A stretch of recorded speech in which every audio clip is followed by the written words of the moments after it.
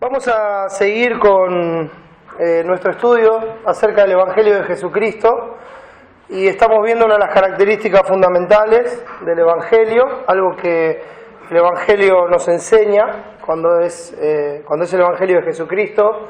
Cuando es bien enseñado, el Evangelio siempre enseña la mortificación del pecado, ¿no? Y eso estamos viendo, ya hoy va a ser la 15ª entrega con respecto a esto, y espero que nos vaya dando luz y nos ayude a poder avanzar en esta área tan importante de la vida, ¿no? La gracia de Dios se manifestó para salvación a todos los hombres, enseñándonos que renunciando a la impiedad y a los deseos mundanos vivamos en este siglo sobria, justa y piadosamente, ¿no? Hay que renovar el espíritu de la mente, hay que despojarse del viejo hombre que está viciado conforme a los deseos engañosos y hacer en lugar de eso la voluntad de Dios. Entonces eso, hermanos, es básicamente la mortificación del pecado, hacer morir la carne para ser guiados por el Espíritu Santo. Y eso es algo que podemos saber por la venida de Cristo, por el Evangelio que nos anuncia su palabra. Entonces, avanzando en esto, vimos la última vez, y ya con la idea clara de que para tener la victoria en el pecado cada día de nuestras vidas es necesario disponer nuestro corazón a mortificar todo tipo de pecado, a ver que la obra de Cristo abarca todo tipo de pecado, que Cristo tuvo que morir por todo pecado. No es que hay pecadito inocente, pecadito blanco, no es así. El pecado es pecado, y el pecado le costó la vida a nuestro Señor Jesucristo. Entonces nosotros no podemos acostumbrarnos a convivir con ciertos pecados porque todo el mundo lo hace, porque son parte de la cultura, porque son parte de la vida. Entonces tenemos que tener la disposición de corazón de hacer morir cada pecado en nuestras vidas.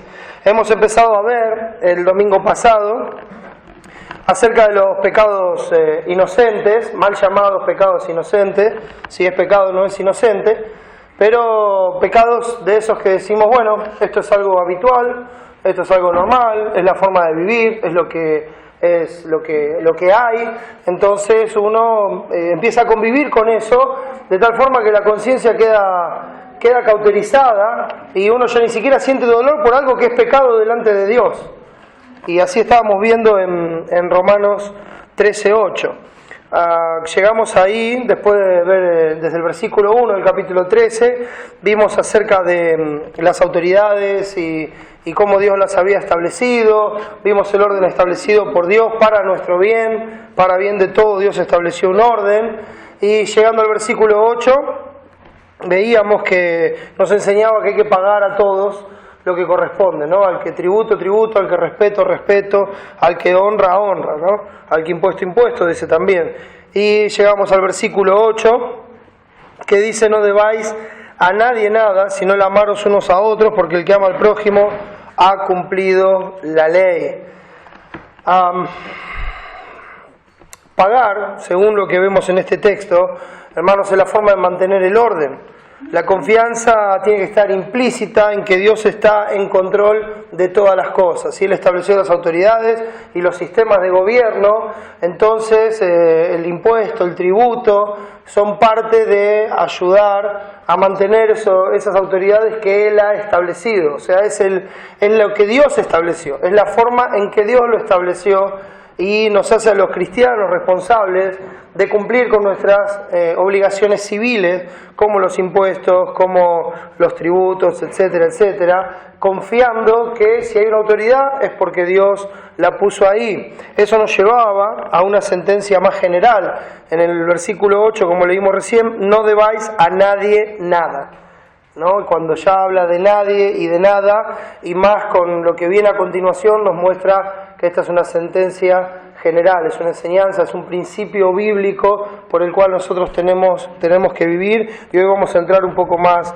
en este tema para ayudarnos a ver qué es lo que no le agrada a Dios en nuestra vida, y definitivamente tomar la decisión de hacerlo morir, dejándolo de lado, sacándolo de nuestra vida, para que ese lugar sea ocupado por la voluntad de Dios y así podamos darle gloria a su nombre, que es, hermano, el propósito de nuestra salvación. Entonces, vamos a orar y pedir la ayuda de Dios en este tiempo y luego seguiremos viendo este texto.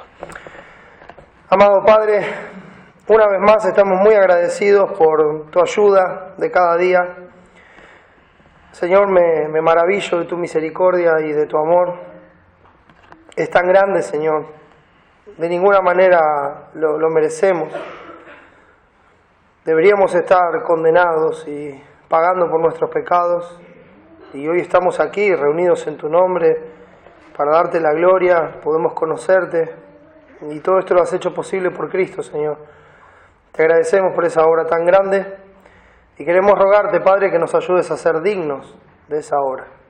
Que nos ayudes a ser dignos de un andar que traiga gloria a tu nombre y a tu evangelio.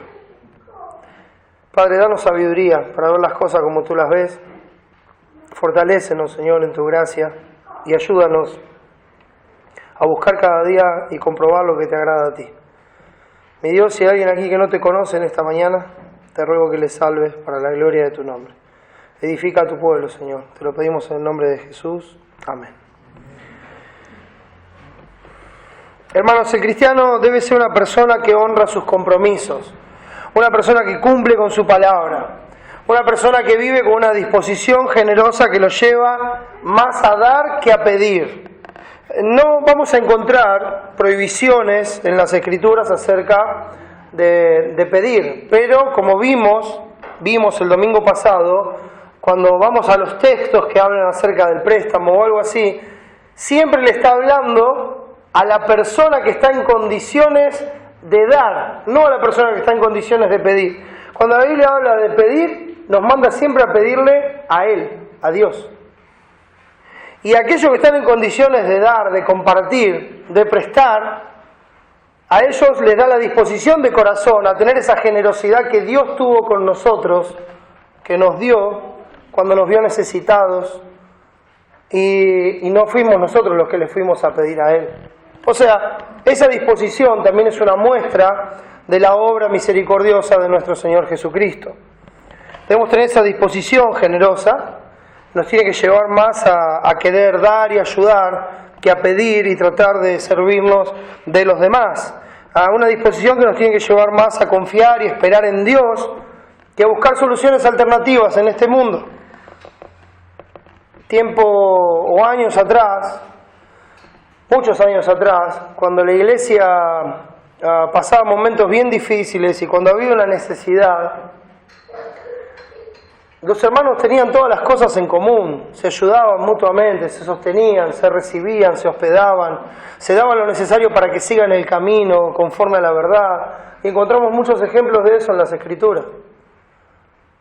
Y cuando un cristiano estaba con una necesidad, lo que hacía era postrarse sobre su rostro y buscar a Dios y esperar en Él. Y hermanos, eso no ha cambiado. Eso no ha cambiado. Pero claro, el diablo siempre está atento, ¿no?, a todas esas cosas, y el sistema se va perfeccionando con el mismo fin: hacer que todos saquen los ojos de Dios, hacer que una persona, en vez de esperar en Dios, espere en Él. Esa es la realidad. Y eso afecta aún a la iglesia de nuestro Señor Jesucristo, porque nos lleva a vivir a nosotros en una vorágine que no nos hace pensar quiénes somos, de quién somos, que no nos hace meditar y orar confiando en nuestro Padre Celestial, confiando en que Él es soberano, confiando en que Él está en control de todas las acciones y cosas que Él permite en nuestra vida para nuestro bien, para que aprendamos a confiar y depender de Él. Y en lugar de hacer eso, buscamos soluciones alternativas rápidas, que nos satisfagan a nosotros, que nos conformen a nosotros. Entonces ahí nace estas necesidades de solventar cosas en una forma rápida y que no me haga esperar tanto, ¿verdad? Que no me haga esperar tanto. Yo lo quiero y lo quiero ahora. La pregunta es si lo que yo quiero es, primero, agradarle al Señor, si es su voluntad, si me hace bien espiritualmente, si me ayuda en mi crecimiento y en mi comunión con Dios, o es solamente un gusto que me quiero dar. Y si es un gusto que me quiero dar, entonces, ¿por qué lo estoy haciendo? ¿Está mal que nos demos los gustos? De ninguna manera. Si Dios nos bendice, si Dios nos da todas las cosas, como dice Timoteo, en abundancia para que las disfrutemos, ¿por qué no nos podemos dar un gusto? Claro que nos podemos dar un gusto. Entonces, ¿cuándo me puedo dar un gusto? Cuando la bendición de Dios me alcanza para darme ese gusto. Eso es en orden, hermano. Dios me bendice, Dios bendice el fruto del trabajo de mis manos y entonces provee lo necesario para que yo pueda suplir todas mis necesidades, para que yo pueda pagar todas mis cuentas, para que yo pueda velar por las necesidades de mis hermanos. Y si después de todo eso la bendición de Dios hace que sobreabunde, entonces empiezo a ver cuáles son mis gustos. No sé si me explico, hermano. Obviamente que la comida, la bebida, el vestido, el techo, no son gustos. Son necesidades. Y son las cosas que Dios prometió suplir.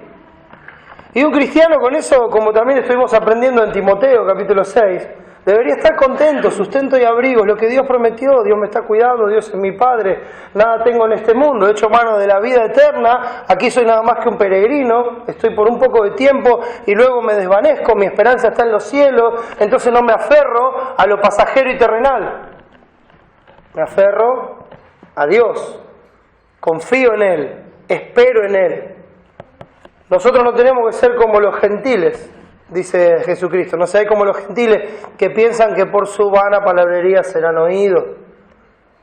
¿Qué dice después? Porque vuestro Padre que está en los cielos sabe de qué cosas tenéis necesidad. Entonces esa urgencia, esa desesperación con la que vivimos se va cuando confiamos en la providencia de Dios, cuando confiamos en el cuidado paternal de nuestro buen Dios y Señor, que dio todas las cosas en Jesucristo, al que no escatimó a su propio Hijo, ¿cómo no nos dará también con Él todas las cosas? Todo lo necesario para hacer su voluntad, todo lo necesario para vivir, todo lo necesario para darle la gloria.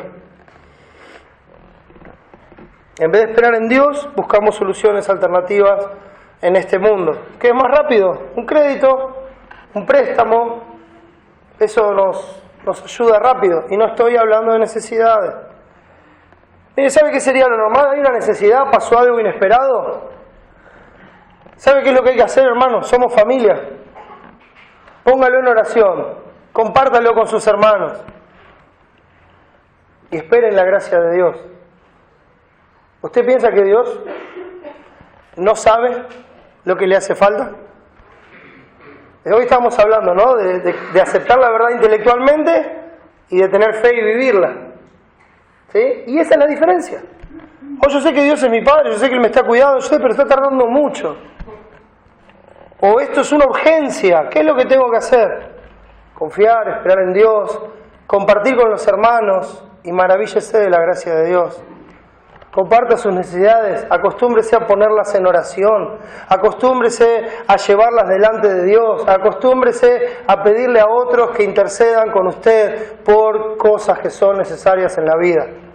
Claro, a veces va a tener vergüenza de pedir algunas cosas. Bueno, cuando hay vergüenza de pedir algunas cosas, pues es muy probable que esas cosas no las necesita, entonces por ahí puede abstenerse. Pero cuando son necesidades reales, cuando son cosas que pasan, entonces, ¿por qué no compartirlo con la familia? Es la familia de la fe. Es mi familia en el Señor. Somos hijos del mismo Padre. Es ahí donde podemos compartir con confianza, donde otros van a orar conmigo a nuestro buen Dios y Señor. Y vamos a esperar juntos. ¿Sabe cómo se espera en el Señor? No es que yo oro y me siento así, me cruzo el brazo y digo, bueno, a ver cuándo llega. En cualquier momento me cae del cielo. No, hermanos, no es así. Esperar en el Señor es estar tranquilo, que Él está en control de todo. Y mientras yo espero que Él conteste o que provea, sigo haciendo su voluntad. Es activa la espera en el Señor. Entonces hago su voluntad. ¿Por qué? Porque eso no me está preocupando. No me está preocupando. entonces sigo haciendo la voluntad del Señor, porque no estoy en la preocupación, sino que estoy humillado bajo la poderosa mano de Dios y estoy echando mi ansiedad sobre Él, porque sé que Él tiene cuidado de mí, como dice 1 de Pedro 5, 6 y 7. Me humillo, reconozco que Él es soberano, reconozco que Él está en control, reconozco que Él permitió esto que me está pasando, y en lugar de buscar una solución alternativa, tomo ese momento como una oportunidad para darle la gloria a Dios. Fíjense que cuando hablamos de gustos y necesidades, a veces invertimos tanto las cosas en nuestras vidas que dejamos de lado necesidades para darnos gustos. Piénsenlo en su familia, en su casa. Yo no conozco la casa de alguno, pero no vivo en la casa de nadie más que en la mía. Y sé que esto pasa en mi casa también. A veces uno está por hacer algo y dice, espera. Hay otras necesidades primero. Hay otras prioridades, son necesidades. Dios prometió suplir para esto. Y si hay necesidad, ¿por qué no suplimos primero las necesidades? Porque Dios prometió darnos para eso. Honramos a Dios y después vemos si nos queda, por ahí nos podemos dar un gusto. ¿Por qué? Porque mi deleite no está en el gusto que me puedo dar. Mi deleite está en el Señor, en darle la gloria. Entonces no es que me pongo mal porque postergo ese gusto. No me pongo mal porque me estoy deleitando en el Señor. Hacer esto no me es gravoso porque estoy buscando honrar a mi Señor. Entonces lo estoy haciendo con la paciencia que me da el Espíritu Santo, con el amor de Cristo, esperando en el Señor. Y no dejando que esas cosas distraigan mi atención del centro de mi vida, que es darle la gloria a Dios. Debemos tener un corazón que no está limitado ni por el egoísmo, ni por la conveniencia o la búsqueda de lo nuestro propio. Hoy leí a nuestro hermano Javier, ahí en Filipenses 2:21. Cada uno busca lo suyo propio y no lo que es de Cristo Jesús. Nuestro corazón no puede estar limitado por esas cosas, sino que nuestro corazón tiene que estar lleno del amor de Dios derramado por el Espíritu Santo en nosotros, como dice Romanos 5:5. Un amor que busca darle la gloria a Dios con la administración de sus recursos. Déjenme darle un ejemplo bíblico antes de ir a nuestro texto. 2 Corintios capítulo 8.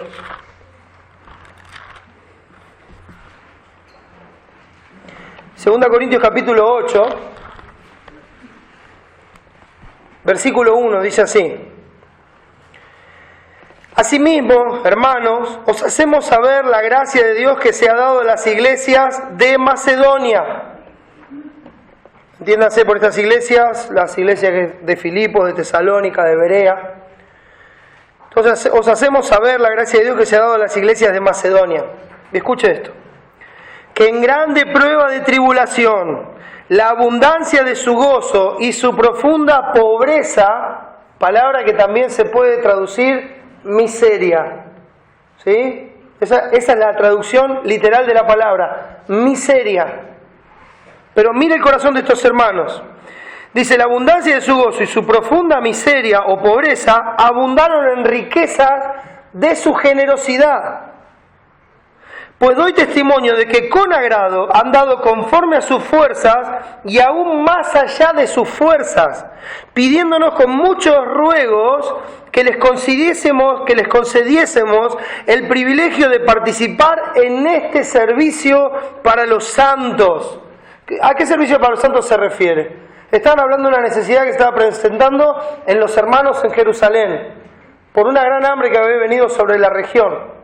Los hermanos no tenían para comer. Ahora, estos hermanos, en la zona norte de Grecia, están pasando una profunda miseria. Y en lugar de pararse delante de Pablo y decirle, che, Pablo, ¿por qué no mandas carta para nosotros para que nos manden para nuestras necesidades? Desde esa profunda miseria estaban viendo cómo ayudar a los demás. Ese es el corazón que da Dios. Fíjese. Este privilegio de participar en el servicio para los santos, versículo 5, y no como lo esperábamos, sino que así mismo se dieron primeramente al Señor y luego a nosotros por la voluntad de Dios. ¿Qué hicieron? Se dieron al Señor. Eso es un ejemplo práctico de Romanos 12. presentéis vuestros cuerpos en sacrificio vivo, santo, agradable al Señor, que es vuestro culto racional, y no os conforméis a este siglo, sino transformados por medio de la renovación de vuestro entendimiento. Se entregaron al Señor para que comprobéis cuál sea la buena voluntad de Dios, agradable y perfecta. Entonces dice aquí el texto, que lo acabo de correr. Fíjense, sino que asimismo se dieron primeramente al Señor, se entregaron como un sacrificio vivo, y luego a nosotros por la voluntad de Dios. Porque una vez que se entregaron al Señor y cambiaron la forma de pensar, pudieron comprobar cuál era la buena voluntad de Dios, agradable y perfecta. Y la buena voluntad de Dios, agradable y perfecta, era que viva por los demás. Ese es el corazón del Hijo de Dios. Ese es el corazón del cristiano. Ese es el corazón de nuestro Señor Jesucristo, mis hermanos. Ese es el ejemplo que tenemos en nuestro Señor Jesucristo. Ese mismo texto de 2 Corintios 8, cuando habla del Señor Jesucristo, dice: el cual siendo rico, y en una riqueza que no alcanza, como siempre digo, esa palabra no alcanza a definir la riqueza de nuestro Señor. No entendemos nosotros. Nosotros pensamos en riqueza y pensamos en grandes casas, en grandes autos, pensamos en oro, en plata, pensamos en cosas preciosas, pensamos en las cosas que tienen los ricos de este mundo. Y esa es la definición pobre y limitada que nosotros tenemos de riqueza. El Señor Jesucristo era rico en todas las maneras posibles. Él es rico. Y Él, siendo rico, se hizo pobre para que nosotros fuésemos enriquecidos por esa pobreza. Ese es el ejemplo, hermano. Es el ejemplo de un corazón que está buscando agradar a Dios y que, como busca agradar a Dios, se entrega en su vida por los demás. Se entrega en su vida por los demás. Ahora, no lo hace ni irresponsablemente ni alocadamente, lo hace confiando en que Dios es fiel. Hace todo lo que Dios le manda y lo hace confiando en que Dios es fiel, que Él es poderoso para hacer que sobreabunde toda gracia, para que sigamos haciendo siempre esto, porque Dios es fiel. No solamente aceptan la verdad intelectualmente, sino que la creen y la llevan a la práctica en sus vidas, dando aún más allá de su fuerza, siendo esa viuda pobre que pone sus 2 blancas, que da todo su sustento y no de lo que le sobra. Siendo aquellos que se dan más allá de lo humanamente comprensible y lo hacen por la gracia de Dios. Nadie, mis hermanos, está exento de pecar. Cuando uno ve estas cosas, enseguida, en el área que sea, se empieza a sentir culpable. Empieza a recordar cosas en su vida y empieza a sentirse culpable. Y hermano, ninguno de nosotros está exento de pecar. Por supuesto que hoy podemos decirle que no al pecado por la obra de Jesucristo, pero no estamos exentos de pecar. Nosotros podemos pecar por ignorancia.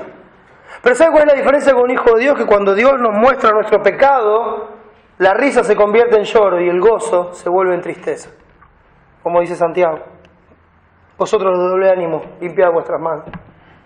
Vuestra risa se convierte en lloro y vuestro gozo en tristeza. ¿Qué tristeza? La que dice 2 Corintios 7. La tristeza que es según Dios, la tristeza que produce arrepentimiento. Esto nos lleva, hermanos, a la confesión del pecado. Nos lleva al reconocimiento de la obra de Jesús en la cruz del Calvario y nos lleva a apartarnos del pecado con la confianza de que Él es fiel y justo para perdonar nuestros pecados y limpiarnos de todo mal. ¿Qué quiero decir con esto, hermano? Que cuando vemos nuestro pecado hay consuelo en Cristo. Que Cristo, cuando fue a morir a esa cruz, ya conocía nuestros pecados. Ya el acta de los decretos que nos era contrario en su totalidad, de principio a fin, Él la tenía en sus manos y la clavó en esa cruz. Ya lo sabía. Usted no está sorprendiendo a Dios con su pecado. No. De hecho, usted puede conocer a Dios porque Dios ya sabía lo que usted iba a hacer mañana. Y puede tener esa confianza de que el sacrificio de Cristo fue suficiente y que es perfecto. Y que por ese sacrificio, hoy, a pesar de ese pecado, puede ir a Cristo, puede confesarle el pecado, puede pedirle perdón a Dios, puede restaurar la relación con su Padre y puede pedirle la gracia y la sabiduría para apartarse de ese pecado y ya no más. Seguir adelante para su gloria. En Cristo, hermanos, hay perdón de todo pecado y gracia suficiente para apartarse de Él. Por eso, hermano, quería decir esto antes de volver al texto, porque sin lugar a dudas, cuando vemos cosas así, encontramos muchos huecos en nuestra vida. Los encontramos y van a pasar los días y los vamos a seguir encontrando. Y a veces uno hasta se puede desanimar cuando ve eso y se siente miserable. Bueno, bienvenido al cuerpo. Bienvenido al cuerpo. Porque sabe que el hecho de poder ver la miseria de nuestro pecado nos tiene que llevar, si nuestra fe está en Dios, automáticamente a ver la grandeza de la gracia de Dios, la gloria de su gracia, en el sacrificio perfecto, abundante y eterno de nuestro Señor Jesucristo. Y llevarnos a adorarle, a darle gracias. Oh Padre, me equivoqué, perdona mi pecado, con la confianza de que Él me va a perdonar porque Cristo ya murió por mí, y que Él me va a restaurar porque es mi Padre y me ama, y que Él me va a dar la sabiduría porque Él la tiene. Si alguno tiene falta de sabiduría, pídala a Dios, el cual da a todos abundantemente y sin reproche, y le será dada. Entonces uno descansa, se consuela en el Dios de toda consolación. Dice, Señor, ayúdame a no hacer más esto. Y dice Romanos 13:8, no debáis a nadie nada, sino el amaros unos a otros, porque el que ama al prójimo ha cumplido la ley. En conexión con el versículo 7, este texto nos lleva a cumplir con nuestros deberes ciudadanos, hermanos, y pagar lo que debemos pagar, no solo monetariamente, sino también moralmente. Como hablábamos el otro día, si la autoridad es establecida por Dios, si yo resisto a la autoridad, estoy resistiendo directamente a Dios. Eso es lo que enseña el texto. A oponerse a la autoridad en alguna forma, no queriendo pagar los impuestos o faltándole el respeto a la autoridad, ¿verdad? Porque dice, el que respeto, respeto, el que honra, honra. Lo que uno está haciendo es oponerse a Dios, que es el que estableció las autoridades. El cristiano no puede ser así. El cristiano tiene que orar por las autoridades y por la paz del país. Entonces, en conexión con ese versículo, nos muestra nuestras responsabilidades a cumplir. Y nos dice en el versículo 7, pagad a todo lo que debéis, como es algo que es una deuda continua, es algo que vamos a tener que pagar siempre. Bueno, páguenlo. Si hay una autoridad establecida por Dios, si tienen que pagar tributos, impuestos, y eso depende de cada país, cada sistema económico que tengan, pero lo que sean esos impuestos, esos tributos, hay que pagarlos.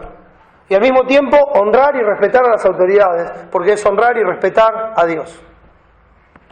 Y usted dice, pero esta autoridad es un perverso. Sí, pero el problema es que ese perverso va a dar cuentas a Dios, no a nosotros, que nosotros no estamos para juzgarlo, nosotros estamos para honrar a Dios. Entonces le puedo asegurar que si ese perverso no se arrepiente, suficiente problema tiene con Dios como para que esta simple mota de polvo crea que puede hacer algo en lugar de Dios. No es ese mi lugar. No estoy para juzgarlos, estoy para orar por ellos, estoy para pedir que Dios los salve, que tenga esa gracia y que se pueda seguir viviendo el Evangelio de Jesucristo. Entonces nos lleva a eso, pero esta sentencia general, mis hermanos, también nos lleva como nexo a una enseñanza general que apoyan todas las Escrituras. ¿Cuál es esa enseñanza, hermano? La razón de todas nuestras acciones, el amor. Pablo dice, todas vuestras cosas sean hechas con amor. Todas. Siempre lo mismo, ¿no, hermano? Todas vuestras cosas sean hechas con amor. Todas. Saco una, estoy pecando. ¿Se da cuenta? Si yo digo todas las cosas y hay algo de lo que yo hago que no tiene una intención de pensar en el otro, que no tiene una intención sacrificial, que no tiene una intención de servir al otro, que no tiene una intención de amor, entonces ya no son todas las cosas. Y la palabra dice, todas vuestras cosas sean hechas con amor. Yo sé, es una lucha, y es como bien hoy describía nuestro hermano Javier. La buena batalla de la fe. Creemos en Dios, creemos que Él nos amó. Y hoy debemos vivir como es digno de su nombre, amando como fuimos amados. Entonces, claro, es una batalla contra el mundo, es una batalla contra nosotros mismos. Porque no es natural en nosotros el amor. sino el amaros unos a otros. El amor mutuo es una deuda que se debe pagar cada día, en cada momento, en toda relación y en cada acción que llevamos a cabo. Tenemos que pensar si lo que estamos haciendo lo estamos haciendo con amor. Si lo que voy a hacer, si lo que voy a decir, lo estoy haciendo pensando, primeramente, en que Dios sea glorificado. En segundo lugar, que mi hermano o la otra persona sean beneficiados. Aún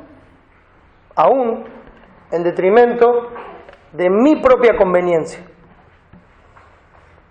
A veces amar al otro no es conveniente para mi propia vida, pero es lo que le da la gloria a Dios, y ese tiene que ser mi deleite. Y ahora vamos a avanzar un poco en eso. Termina diciendo el texto del versículo 8: el que ama al prójimo ha cumplido la ley. El que ama al prójimo ha cumplido la ley. La explicación, por qué, que hay acá, por qué, mejor dicho, porque el que ama al prójimo ha cumplido la ley, como si esa fuera la razón de que no hay que deber nada a nadie, sino el amarnos unos a otros, es que el amor es el cumplimiento de la ley. La explicación nos lleva a un estándar de vida regido por el amor que Dios derramó en nuestros corazones. Es el amor el que marca el estándar de vida, es la forma en que Dios se relaciona. Dios es amor y todo lo que hace, lo hace con amor, porque Él es amor. Él no conoce otra forma de hacer las cosas. Él lo que hace, lo hace con amor, porque es su naturaleza. Él todo lo que hace, lo hace justo, porque Él es justo. Él todo lo que hace, lo hace con santidad, porque Él es santo. Y espera que nosotros haya ese mismo carácter y que podamos llegar a hacer todas las cosas con amor, con esa intención de corazón, de pensar en el otro antes que en uno. Esta debe ser la característica fundamental de un hijo de Dios, porque 1 Juan 4 dice que el que no ama no ha conocido a Dios. Una persona que no puede amar, una persona que no puede hacerle bien al otro, a pesar de que el otro le haya hecho mal, es porque esa persona no conoce a Dios. Pero no lo digo yo, lo dice el texto. Este no es un juicio de Leo Company. No es que Leonardo Company ahora está juzgando a las personas desde el púlpito. No, hermano, la palabra dice que el que no ama no ha conocido a Dios, porque Dios es amor. Entonces, cuando una persona se encuentra en contrariedad con otra, hay otra persona que le está tratando mal, hay otra persona que no le cae bien, entre comillas, hay otra persona que se me opone, hay otra persona que por ahí hasta me perjudica en mi vida, hay otra persona que hasta la puedo llegar a considerar enemigo, la palabra dice, amad a vuestros enemigos. Y la palabra dice que todas mis cosas sean hechas con amor. Entonces, piense esto. ¿Usted se imagina golpeando a alguien con el amor de Dios? ¿Se imagina insultando a alguien en el amor de Dios? ¿Se imagina robándole a alguien y decirle, mira, la verdad te robé por amor? ¿Te imaginas? Es ridículo, ¿no? Es totalmente incompatible. La cuestión es por qué lo vivimos. Esa es la pregunta. ¿Por qué algo tan incompatible como lo que decía Santiago, de que una misma fuente no puede echar agua dulce y amarga? Que un mismo árbol no puede dar fruto bueno y espinos. No puede. Entonces, ¿por qué lo vivimos así en nuestra vida? La respuesta, hermanos, es la falta de amor. Y la falta de amor, hermanos, es pecado. La falta de amor en nuestras vidas es pecado delante de Dios. Más en aquellos que decimos conocer a Dios, que hablamos de Dios, que invocamos el nombre de Dios sobre nuestra vida. No, vos no sabés lo que es Dios, tenés que confiar en Dios, tenés que creer en Dios. No, yo soy ateo, no me importa nada, bueno, morite. Usted se ríe, pero yo lo he escuchado muchas veces. O como bien decía hoy también nuestro hermano Javi, ¿no? Como de repente empieza a hablar personas de la doctrina. Y uno con amor le contesta, eso porque vos no sabes nada, sos un ignorante, ¿cómo no te das cuenta de la verdad? ¿Pero qué no lees tu Biblia? Pero anda, yo no lo puedo creer. No lo puedo creer, pero abra una página de Facebook y mire las conversaciones, va a ver qué edificantes que son. Y dígame dónde está el amor ahí. Fíjese en las redes sociales, fíjese en los foros cristianos, por favor, no entre, no pierda tiempo. No pierda tiempo. Porque se va a dañar su mente, se va a dañar su alma. No pierda tiempo. No hay forma de relacionarnos, es con amor.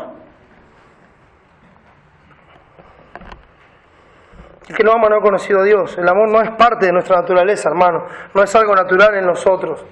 Nuestro amor, el amor de este mundo, hermanos, es un amor interesado, es un amor conveniente. O sea, si me conviene, saludo al que me saluda, trato bien al que me trata bien, amo al que me ama. Amo a mi mamá mientras me cuide y me da de comer. Cuando ya soy grande, me olvido de mi mamá. Un ejemplo, ¿no? Es interesado, conveniente, es egoísta, es autocomplaciente y es pasajero. Sobre todas las cosas, el amor de este mundo, el amor natural que hay en nosotros, es pasajero. Es pasajero. ¿Vio cuando una persona viene y dice, ¿sabe qué pasa? Se terminó el amor. Ah, caramba. Si alguien viene y me dice, no, me quiero divorciar porque se me terminó el amor, ¿sabe cuál es la respuesta? El problema es que nunca amó realmente, porque el amor nunca deja de ser. Claro, es el amor de Dios. El amor del mundo es pasajero. Ya está, me cansó, ya no me gusta tanto como antes, ya no me está tan entretenido como antes, ya esto, lo otro, ¡pum!, otra cosa mariposa. Ese es el amor que hay en nosotros. Por esto, mis hermanos, a nosotros naturalmente nos es imposible cumplir la ley de Dios. Nos es imposible cumplir la ley de Dios. Porque la ley de Dios, la esencia de la ley de Dios está basada en el amor. No en el riguroso cumplimiento de las leyes, sino en la intención con la cual se hacen las cosas. Otra vez, cuando Cristo dijo, viste que fue dicho, no matarás, pero yo os digo, cualquiera que se enoja contra el hermano es reo de homicidio, etcétera, etcétera. ¿Por qué? Porque el problema está en el corazón. Por ahí una persona no mata, no lo maté, pero lo dejaste en coma. Sí, pero dice no matarás, yo no lo maté. Pero Cristo dice, no, el problema no está ahí. El problema no es el cumplimiento de una fría letra. El problema es el corazón. El problema es que no hay amor. El problema es que no podés ver al otro como si fueras vos mismo. El problema es que no podés dar tu vida por el otro, porque sos un egoísta, porque somos egoístas por naturaleza. Entonces no podemos cumplir la ley de Dios.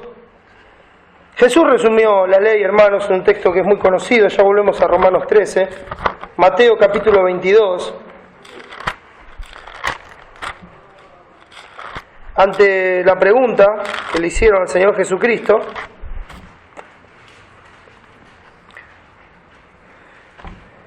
versículo 35, dice así, y uno de ellos, intérprete de la ley, preguntó por tentarle diciendo, Maestro, ¿cuál es el gran mandamiento en la ley? Parece muy espiritual, ¿no? Pero si no fuera por el versículo anterior que dice que lo hizo con la intención de tentarlo, ¿no? No de preguntarle honestamente. ¿Cuál es el gran mandamiento en la ley? Jesús le dijo, amarás al Señor tu Dios con toda tu alma, con todo tu corazón, y con toda tu alma, y con toda tu mente. Este es el primero y grande mandamiento. Y el segundo, qué interesante, ¿no? Porque él le preguntó cuál era el gran mandamiento. Sin embargo, Cristo, como quien diría, le da una chapa, ¿verdad? ¿Pero por qué? Y el segundo es semejante, amarás a tu prójimo como a ti mismo. De estos dos mandamientos depende toda la ley y los profetas. ¿Sabe por qué se lo da? Porque estos dos mandamientos, hermanos, mis hermanos, estos dos mandamientos son inseparables. Uno depende del otro. No hay forma posible que usted y yo podamos amar a Dios y no amar al prójimo. No existe. Si yo digo que amo a Dios y no amo a mi hermano, si no amo al prójimo, la palabra dice que soy un mentiroso y la verdad no está en mí. Estos dos mandamientos son inseparables. El resultado de amar a Dios con todo el ser, como dice acá, con todo tu corazón y con toda tu alma y con toda tu mente, o sea, que ames a Dios con todo lo que tú eres, con todo tu ser, el resultado de ese amor incondicional a Dios es que voy a amar a los demás. O sea, es inseparable esto. Cuando uno habla del primer y gran mandamiento, es porque ¿cómo se ve en la parte práctica que yo amo a Dios? Porque estoy amando a los demás. Así le doy la gloria a Dios por medio del amor que Él derramó en mi corazón. Uno se desprende del otro en forma totalmente natural. Si no amo a Dios, no amo a los demás. Así dice 1 Juan 5:3. ¿En qué consiste el amor? En esto consiste el amor. ¿En qué?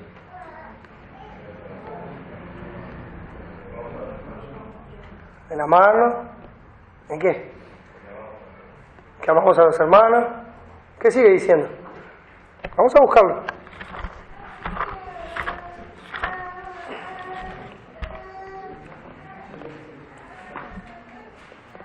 Fíjese, el versículo 3, 1 Juan 5:3. Pues este es el amor a Dios, que guardemos sus mandamientos. ¿Y qué más? Y sus mandamientos no son gravosos. Entonces dice que tengo que amar al prójimo. Yo no puedo amar a Dios sin amar al prójimo, porque es un mandamiento de Dios. Es un mandamiento que Dios me ha dado. Entonces, si yo no puedo guardar el mandamiento, no puedo amar a Dios. Si me amáis, guardad mis mandamientos, dijo el Señor. Ese es el amor a Dios, que guardéis sus mandamientos. Y sus mandamientos no son gravosos, o sea, me son un deleite, no me son pesados, me son livianos. Puedo amar a Dios libremente, puedo hacerlo. La ausencia del verdadero amor, hermanos, nos hace imposible amar a Dios y así cumplir sus mandamientos hacia los demás. Por eso, hermanos, es que también 1 Juan dice que nosotros le amamos a Él porque Él nos amó primero. Nos era imposible amar a Dios antes de que Él nos amara a nosotros. Si Él no hubiera tomado la iniciativa y Él no nos hubiera amado a nosotros primero por medio de la obra de nuestro Señor Jesucristo, si eso no hubiera sido así, entonces nosotros no podríamos amar a Dios de ninguna manera. Podríamos tener religión, podríamos hacer un montón de sacrificios para agradar a Dios, y lo digo entre comillas. Podríamos hacer un montón de cosas que la gente de este mundo podría decir, mirá cómo ama a Dios que deja tantas cosas para hacerlo por Dios. Pero ¿sabe qué? No sería amor a Dios. Solamente podemos amar a Dios con el amor que Él derrama en nuestros corazones. Ese amor que Él nos mostró, como dice Romanos 5:8, más Dios muestra su amor para con nosotros. ¿En qué? En que siendo aún pecadores, Cristo murió por nosotros. Y fíjese la cláusula, en que siendo aún pecadores. O sea, en un estado en el cual era imposible ser amados. Nosotros no merecemos de ninguna manera que Dios nos ame. Ahora traslade eso a su relación con los demás, porque esa es la forma en que me amó Dios. Si Dios hubiera tenido que esperar para amarme a que yo fuese digno, Dios nunca me hubiera amado, porque no soy digno en ninguna manera. Si yo para amar a alguien estoy esperando que ese alguien sea digno de mi amor, yo no conozco a Dios.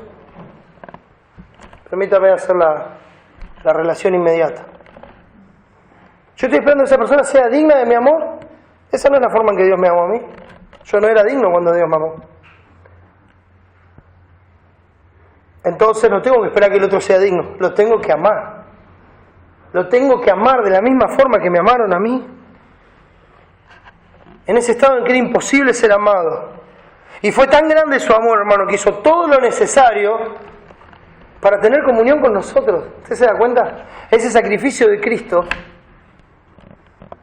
el sacrificio de Jesús, con su muerte quitó el pecado, lo clavó en la cruz y nos dio vida con su resurrección. Y entonces, cuando me salvó, derramó ese amor en mi corazón, para que yo lo pueda amar a Él y por medio de ese amor pueda amar a los demás. Y por primera vez en mi vida, por la justicia de Cristo, por su obra y por la obra del Espíritu Santo en mi vida, pueda decirle que no al pecado y amar a Dios con todo mi ser. Porque antes era imposible. No es la iglesia, no es la denominación, no es la religión, no es la asistencia, no es la lectura, no es la oración. No, es la obra de Cristo. Solo por la obra de Cristo. Solo por ese amor de Dios nos es posible amar. Hermano, mire una vez más a la cruz. Mire una vez más al Señor Jesucristo, siendo Dios, haciéndose hombre, viviendo una vida de humillación, una vida de humildad. despojándose a sí mismo y tomando forma de siervo y haciéndose obediente hasta la muerte y muerte de cruz. Hermanos, ese es el ejemplo que nosotros tenemos. Esa es la forma de amar. Esa es la forma de vivir por el otro. Esa es la forma de no deberle nada a nadie. A nadie. Nosotros somos como el de la parábola de Mateo 18. Cuando había ese que tenía una deuda impagable para con su señor y le robó a su señor y su señor, movido a misericordia, le perdonó la deuda y lo soltó. Una deuda impagable. Y cuando salió de ahí se encontró con un consiervo suyo que le debía unas monedas. Y el otro no tenía con qué pagarle y le dijo, perdóname.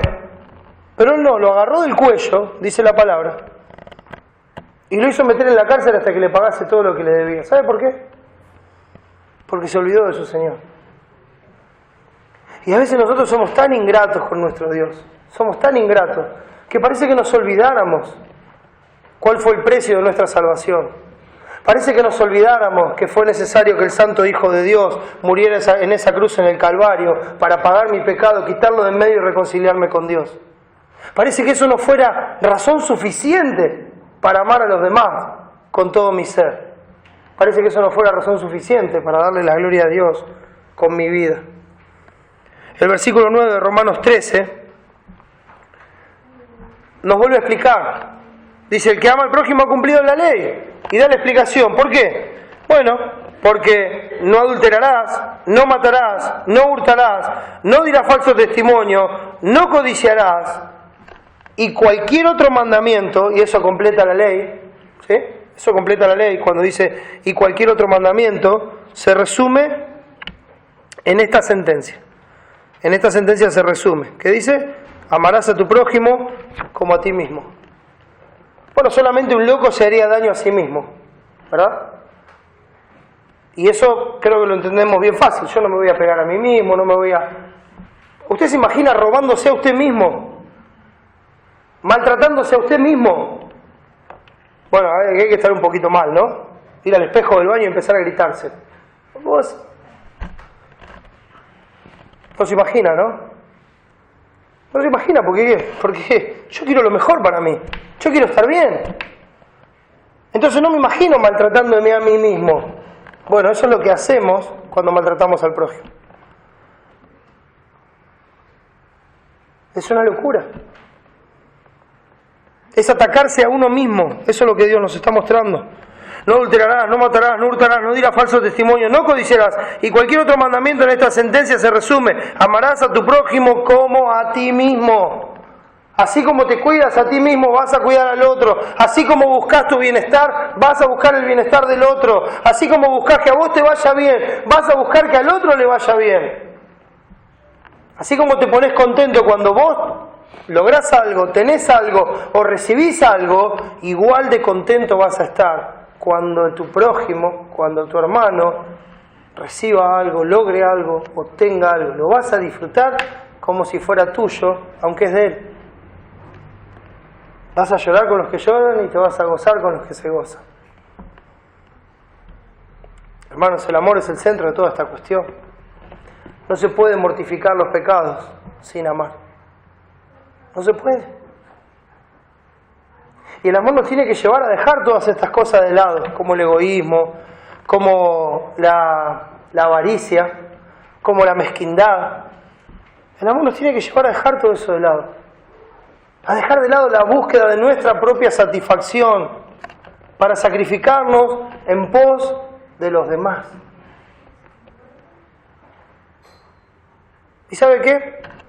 A veces no tan profundo ni pesado, ¿no? Pero a veces uno dice, bueno, yo quiero que las cosas sean así. Lo piensa en su cabeza. Y empieza a buscar todos los medios posibles para que las cosas sean como uno quiere. Como uno quiere. Y sabe que por ahí hay otros que no les conviene así, o no les gusta así, o que preferían otra cosa, o que tienen otras ideas. Pero ¿qué es lo que quiere uno? Lo que uno quiere. Eso no es amor tampoco. Entonces con una sonrisa, con buen trato, con todo lo demás, pero sigue hasta el fin buscando lo que uno quiere. Eso tampoco es amor. Dice, nadie se da cuenta. Oh sí, Dios sí. Y eso me basta. Eso nos tendría que bastar. Es lo que dice Mateo capítulo 7, ya volvemos a Romanos. Mateo capítulo 7, un texto muchas veces mal usado.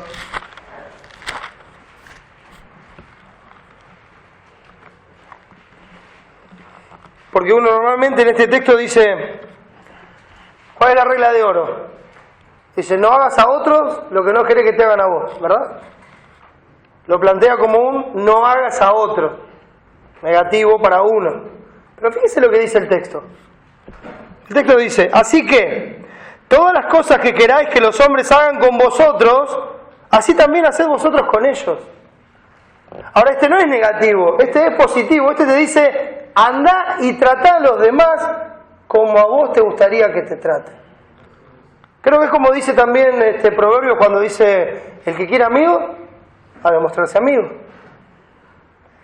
De repente una persona no se relaciona con nadie, no tiene nada con nadie y se queja todo el tiempo de que nadie le habla. Y la palabra dice, si vos querés que te traten, andá y tratá a los demás. Así que todas las cosas que queráis que los hombres hagan con vosotros, así también haced vosotros con ellos, porque esto es la ley y los profetas. ¿Querés que los otros te traten bien? Andá y trata bien a todo el mundo, porque todo lo que el hombre sembrare, eso también segará. ¿Querés que los demás sean amigables con vos? Andá y sé amigable con todos. ¿Querés que los demás te den? Andá y da. ¿Querés que los demás se sacrifiquen por vos? Andá y sacrificate por los demás primero. Ese es el amor de Dios. Es el amor que toma la iniciativa, no el amor que está a la expectativa. Es el amor que es en hecho y en verdad, no solamente palabras. Es el amor en movimiento, es el amor en acción. Es el amor que muestra el amor de Cristo. Es un mandamiento activo. Quiero ver un pasaje más en 1 Corintios capítulo 13. Creo que ustedes saben a dónde voy. Y quiero leerlo para recordar esta definición que el apóstol Pablo, inspirado por Dios, nos da del amor.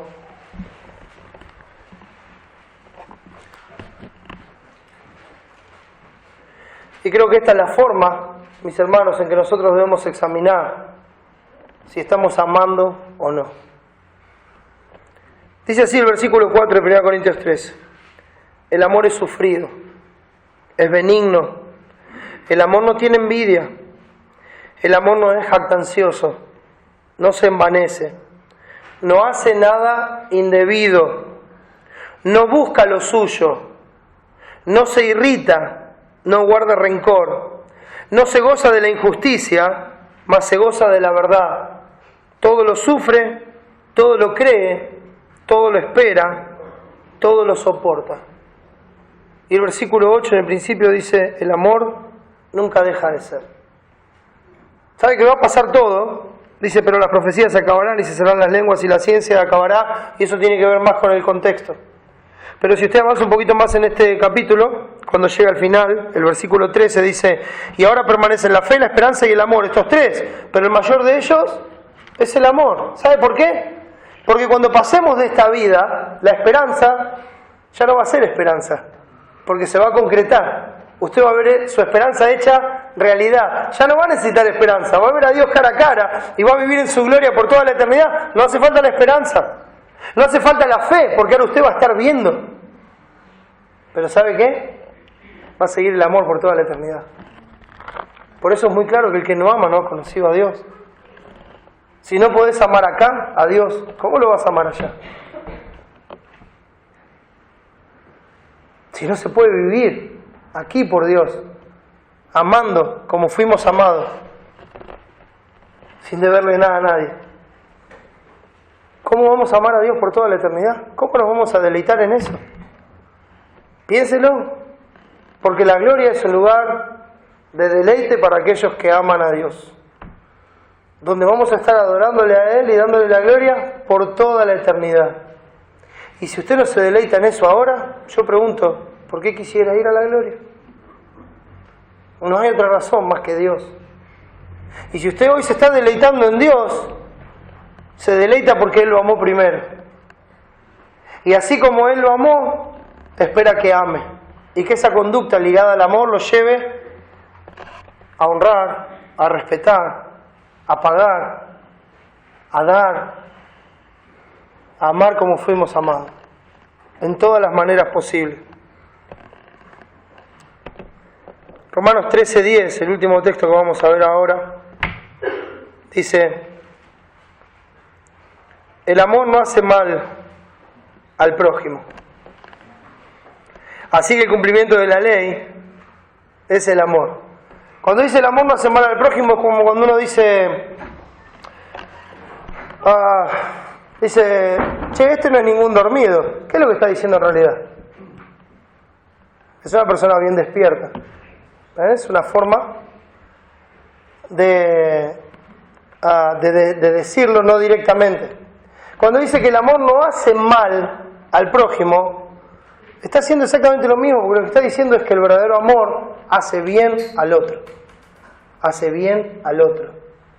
Es imposible amar sin hacerle bien, sin buscar el bienestar del otro, sin sacrificarnos a nosotros mismos por el otro. Esa disposición solamente viene de Dios. Así que el cumplimiento de la ley es el amor. Yo sé, hermanos, que cumplir la ley no nos salva, ni nos da esperanza. Y todo el que tiene la esperanza en la ley será condenado, como dice Gálatas capítulo 3. Porque no hay esperanza en la ley. Pero a todos aquellos que Dios ha salvado por su gracia y le ha dado esperanza eterna, nos cambió el corazón y por medio de la obra del Espíritu Santo nos hizo amar su ley, para deleitarnos en ella, para guardarla, para que su nombre sea glorificado, para que Él sea exaltado, porque ahora por medio de la obra de Cristo vemos que Él es digno y nos debemos en gratitud a ese nombre de nuestro Señor que es tan grande. Entonces, el cumplimiento de la ley es el amor. Vamos a amar para cumplir la ley. Hermano, ¿sabe que una buena forma de mortificar el pecado es antes de hacer algo o cuando estoy pensando algo, analizarlo y ver y decir, ¿esto está hecho con amor? ¿Esto conlleva amor? ¿Esto muestra mi amor a Dios? ¿Esto muestra mi amor al otro? Si la respuesta es no, entonces ya sabe que eso hay que hacerlo morir y sacarlo lejos para que Dios sea glorificado en nuestras vidas y que la sangre de Cristo no haya sido derramada en vano, sino para la gloria de su nombre. Amén. Vamos a orar. Padre, estamos muy agradecidos por la obra de Jesús, muy agradecidos por ese amor tan grande que nos has mostrado.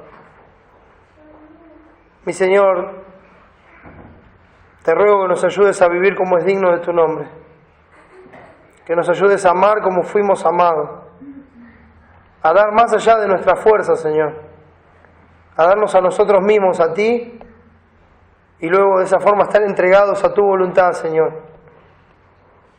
para amar, para deleitarnos en ti, para gozarnos en tu verdad, para encontrar deleite en obedecerte, amando al prójimo, amando a nuestros hermanos, amando a los demás. Gracias, Señor, por este tiempo. Señor, tú conoces cada corazón y sabes si hay alguien aquí que le es imposible amar. Yo no sé lo que le estás mostrando en este momento o cómo estás desnudando su corazón, pero sí sé, Señor, que tienes el poder para salvar a todo el que viene a ti. Llámale a ti, Señor, para la gloria de tu nombre. Te lo rogamos y agradecemos todo en el nombre de Jesucristo. Amén.